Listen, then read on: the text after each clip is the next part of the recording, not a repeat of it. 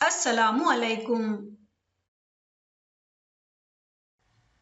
پیارے بچوں، آج ہم سیکھیں گے سبق نمبر 21 اپنی مدد آپ، تیسری جماعت، مضمون اردو۔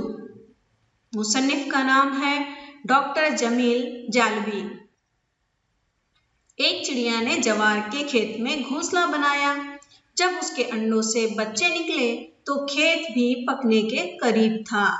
ایک دن چڑیا گھونسلے سے باہر جانے لگی تو اس نے اپنے بچوں سے کہا، میرے پیچھے اگر کھیت کا مالک یا اس کے گھر والے آئیں تو ان کی باتیں غور سے سن کر مجھے بتانا۔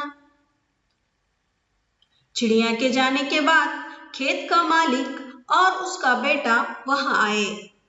باپ نے بیٹے سے کہا، میں سمجھتا ہوں کہ کھیت پک چکا ہے۔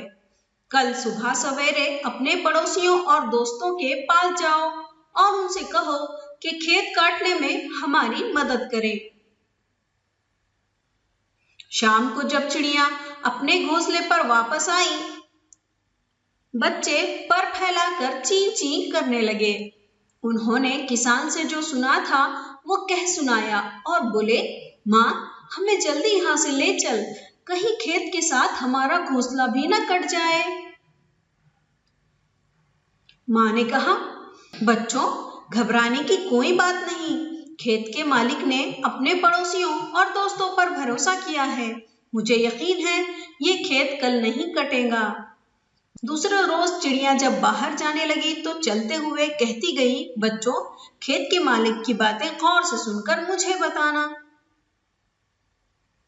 کچھ دیر بعد کھیت کا مالک آیا۔ وہ بہت دیر تک پڑوسیوں اور دوستوں کا راستہ دیکھتا رہا، لیکن وہاں کوئی نہ آیا۔ جب دھوپ تیز ہو گئی تو اس نے اپنے بیٹے سے کہا، ان دوستوں اور پڑوسیوں کا کوئی بھروسہ نہیں، تم اپنے چچا زاد بھائیوں سے کہو کہ کل صبح کھیت کاٹنے میں ہمارا ہاتھ بٹائیں۔ یہ بات سن کر چڑیا کے بچے بہت ڈرے۔ جیسے ہی ان کی ماں آئی تو پر پھیلا کر چیں چیں کر کے اس سے بولے کہ آج یہ بات ہوئی ہے۔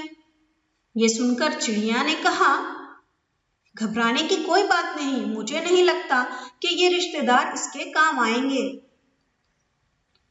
اگلے دن جب چڑیا پھر باہر جانے لگی تو اس نے کہا، بچوں کھیت کے مالک کی باتیں غور سے سن کر مجھے بتانا۔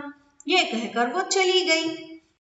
کچھ دیر بعد کھیت کا مالک وہاں آیا اور بہت دیر تک اپنے بھائی بھتیجوں کا انتظار کرتا رہا۔ دھوپ تیز ہو گئی لیکن وہاں کوئی بھی نہ آیا۔ کسان نے اپنے بیٹے سے کہا، بیٹے دیکھا ہماری مدد کے لیے کوئی بھی نہیں آیا، اب تم 2 دراتیاں تیز کر کے تیار رکھو، کل ہم اپنا کھیت خود ہی کاٹیں گے۔ یہ سن کر چڑیا کے بچے بہت ڈرے اور جیسے ہی ان کی ماں آئی تو پر پھیلا کر چیں چیں کر کے اپنی ماں کو سارا ماجرا کہہ سنایا۔